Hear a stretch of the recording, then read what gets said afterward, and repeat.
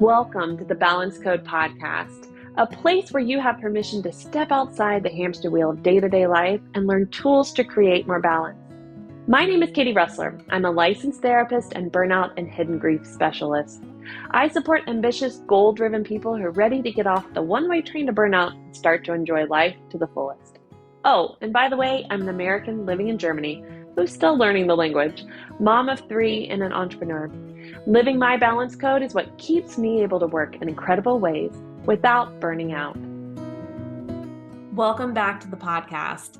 Today, we're talking about 3 things that are causing more stress in your life, and we're going to be approaching it from a different angle. There'll be things that you're already somewhat aware of, but we're going to be looking at some of the science behind why it is that it's impacting you and causing the stress, and talking a little bit about what we can do about it. Before we dive in, I want to remind you about the Stress Less Space. It's my monthly membership in which you are able to get a 5 to 7 minute audio every week teaching you a unique tool to handling stress in your life. I cover things from different thought patterns, mindset and beliefs, as well as activities and actions you've been taking on a weekly basis. So make sure to look below at the Stress Less Space link so that you can learn about this membership and see if it's the right fit for you. It's the best way to get some bite-sized information that you can practice as new habits each week. In a format on a private Telegram channel where you're not having to chat with other people and hear all their opinions on things, but just learn the tool and start putting it into practice. So make sure to check that information below.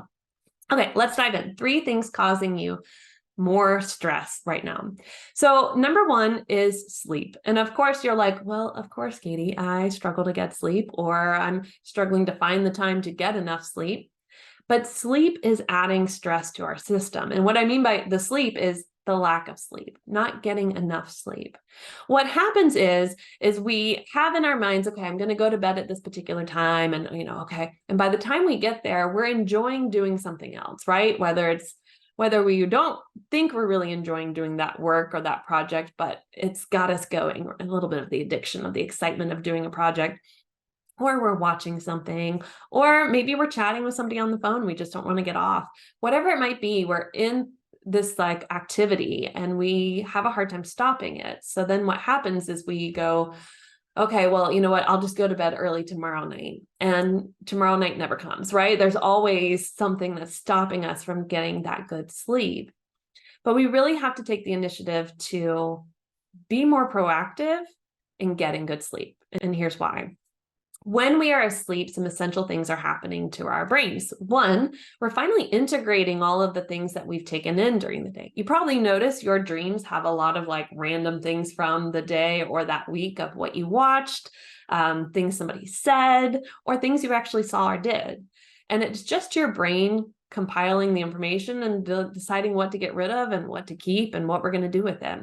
Another thing is your brain is able to detox during that time and release all the stuff that it does not need, those stress hormones and other hormones that's time to let go of.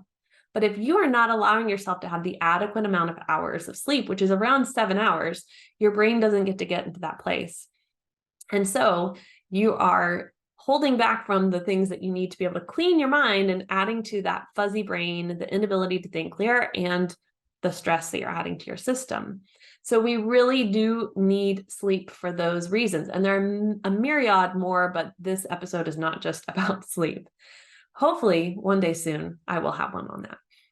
So if we can start to be more precious around the time with our sleep and really value it, you're going to notice that your cortisol levels are much lower. You just feel more relaxed. You're not as agitated because your system is not already deprived of what it needs, which is that rest. You may even find during the day, if you can spend 15 to 20 minutes with your eyes closed, don't panic if you don't actually sleep. A lot of people be like, well, I never actually slept and my brain kept going.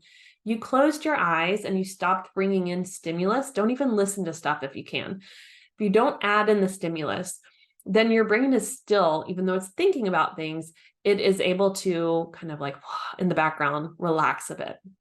So finding time for rest is important, but sleep in particular is super important to us, decreasing our stress levels. And I cannot stress this enough. We need to be more protective around our sleep. And I'm sorry, but telling yourself that it's me time to be able to watch shows longer or stay up longer doing something is not actually healthy. That me time needs to be sleep. It really needs to be you taking care of yourself, because you're depriving yourself of what you need. And then the next day you feel worse. You don't actually feel better. And me time should not make you feel worse. Okay. Second thing is screen time. Times that we are on our phone, our computer, on our tablets, watching television. Okay, screens are a wonderful thing. We can get information from the stuff that we read and listen to. It helps us connect with people around the world, family members who might live abroad, like I do from my family. But the issue is, it actually is impacting our brains in a lot of negative ways and our bodies. So we are finding in the mental health community that increased screen time leads to higher anxiety, lower self-esteem, issues with depression. And that is not just because of social media and what you're watching. It is the screen itself. It is the fact that it is hitting the pleasure centers in our brain that lead us to want more, but does not mean that it's actually good for us. We need nature. We need fresh air. We need to actually see people in person and connect with them. So the more screen time that we're having, and the more we're sort of hunched over looking at our phones or looking at a computer screen, we are impacting our feeling of strength and confidence. Because if our posture is down and low and we're typing and we're constantly looking forward, then we're not, as I'm rolling my shoulders back, going, I'm here. I can get a full breath in, which is also something we need to help de-stress.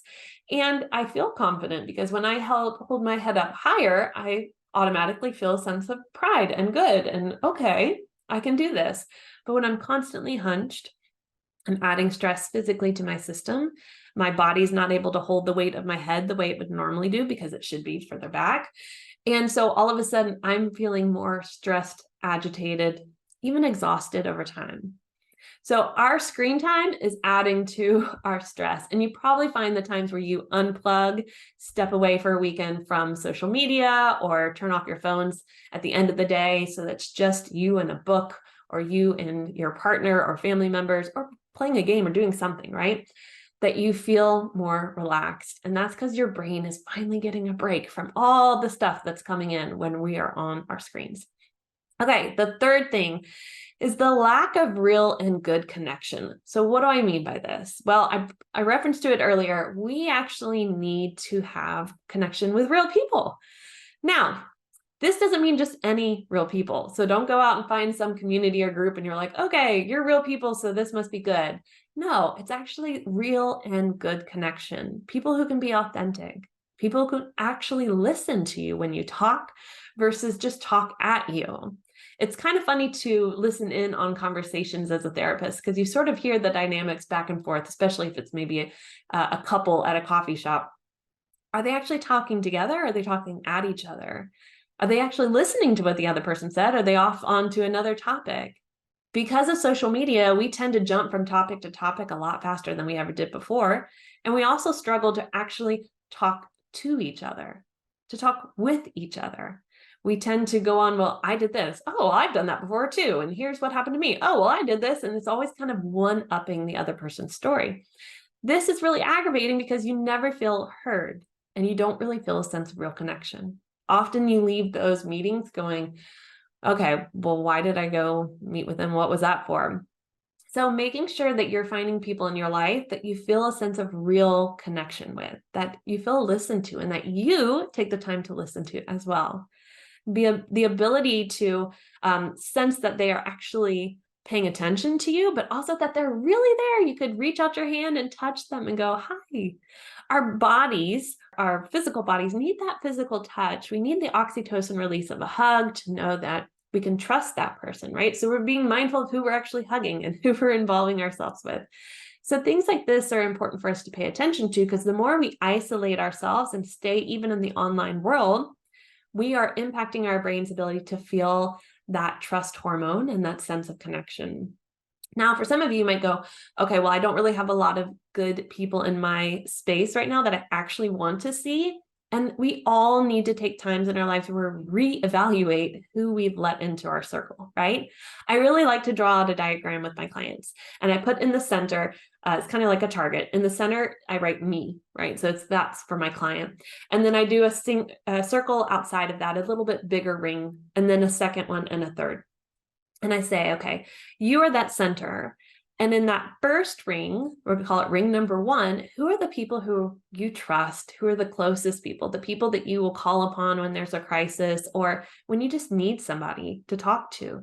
Who are the people who are really going to listen and who really care? The people you wake up and want to talk to immediately at the start of your day. That's in your first ring. And if you don't have too many people in there, and you only need like 2 to 3, let's be honest. But if you don't even have one, that would be the area I'd say it's time to start focusing on and really thinking about who do you want to have in front of you each day or talking to you on a regular basis that is positive, healthy, honest, all the things that maybe the values that are important to you, right? And then you look at the second ring. The second ring might be the people that you like hanging out with. Yes, if there was a major issue, they'd come and help you, but they're not going to be the first people you would call. And the people that you enjoy, but they're just not the people you're going to tell your whole life story to, right? And then you've got the third ring, and those are the people who are kind of acquaintances, or maybe they are, you'd call them friends. If you're extrovert like me, you call a lot of people friends, but you're not letting them into the, like, let's hang out every weekend or even once a month ring. And you're not bringing them into the, let me tell you my life story ring. Once we can evaluate people in that way, and you can evaluate this on a regular basis. In fact, I encourage my clients to not just assume, well, I've known you forever, so you're in ring 1. It might be that person is now ring 3 because your lifestyles are different or choices are different, or you've just grown apart. That happens. But once we start to look at that, you start to go, okay, here's where I want to cultivate those real connections. And here's how I want to make sure to make that happen. And one of the best tips a friend gave me was anytime we finish a meal together or having coffee or tea, we immediately grab out our phones and look at our calendars and plan the next date of when we're going to meet. Even if it's 2 months in advance, we still do that. We still make sure that we go, okay, we want to see each other again. And this is real connection for us. And it matters. And even though we have busy lives and busy schedules, we're going to make sure to make time for each other. And so that's what we do. So that's a great tip you can use as well. So having that real connection and making sure you're not always isolating yourself is important. There's a fine line between solitude, having that time for you, especially if you're an introvert, you enjoy that solitude, and then actually feeling isolated and feeling like you have nobody. So we have to be really careful because our minds will convince us that there is no one there and we are isolated during times where we've pulled away for solitude. So if I purposely say, hey, I'm going through some life things and I need to step back, that's important. We all cocoon in our hidden grief moments or life challenges. We need that time. But the moment my brain starts to say, nobody cares, I've been off the grid for a couple weeks and nobody's checked in on me, I have to remember that I pulled away. I'm the one that, sought out that solitude. I am the one that maybe even let people in my space know, hey, I'm going to be gone. And once I did that, it's my responsibility then to go, hey, I'm still here. And often in those times where we feel a sense of isolation, if we go back and look at our text messages or our phone calls or things like that, we'll notice actually people were reaching out. We just didn't feel like talking because we were afraid of sharing what we're going through. We didn't really want them to know how we were feeling or the thoughts that we were having. So we have to be really careful with that theory around, I have nobody and I'm isolated and there's nothing out there. Being mindful that it might be that we've pulled ourselves away in such a way that our brain is playing tricks on us. And that adds stress to our system too. So having real and good connection is important. So the 3 areas in which we are causing more stress in our lives. Number 1, not getting good sleep. So please be protective of that. And know that good sleep is me time as well. Number 2, too much screen time. Give yourself breaks of being plugged in. Allow yourself to be in nature. Allow yourself to see real people as much as you can. Some people have work situations where they have to be on the screens all the time. So then you need to have those moments where you dedicate to no screen time. And if it's only 20 minutes a day, it's only 20 minutes a day. Some of you are like, oh, I could do more than 20, but I bet certain situations you're not. So I would just say, break away from the screen time as much as you can. It's adding stress to your system in many different ways. And then third is really being mindful that you don't isolate yourself and have real good connection. And make sure you're paying attention to the type of people you're allowing into that inner circle 1, that middle circle 2, and putting those people in circle 3 who don't really need to be that close to you. That's okay. You're allowed to do that. Friendships change, people change, we all adapt. It's okay. Okay, I hope you found today's episode helpful in teaching you how you are adding stress to your system and some things you can start doing to change that up.